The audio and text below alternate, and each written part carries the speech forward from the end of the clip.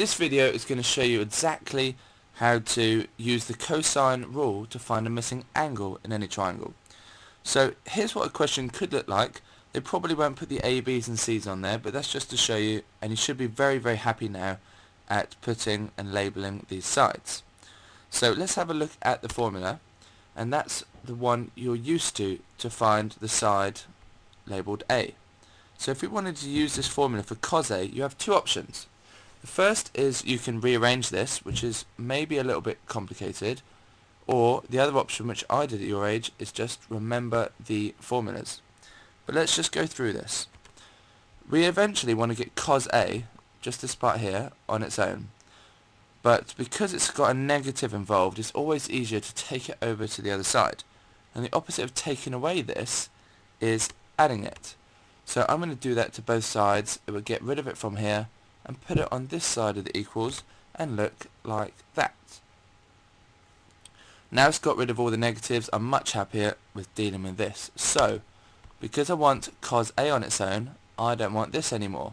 So I'm going to do the opposite of adding that, which is taken away, and I must do it to both sides. If I rewrite it, there we go. Take away my A squared and it's gone from here. Now I'm on one more step to get cos A on its own, and it's to get rid of that bit. And you should know that because there's no symbol written between these, it means they are being multiplied. So the opposite of timesing by 2bc is dividing. If I do it to that side, I must do it to that side, and it's just a matter of simply writing the formula out now of dividing it by 2bc. So cos A equals b squared plus c squared, take away a squared, divided by 2bc. And the reason why I remembered this formula, and I would urge you to do the same, is because it, just the same as before, has patterns. Here's cos B. You should be able to see very similar patterns like before. And here's cos C. I'm sorry, that should be a capital C. Please ignore that.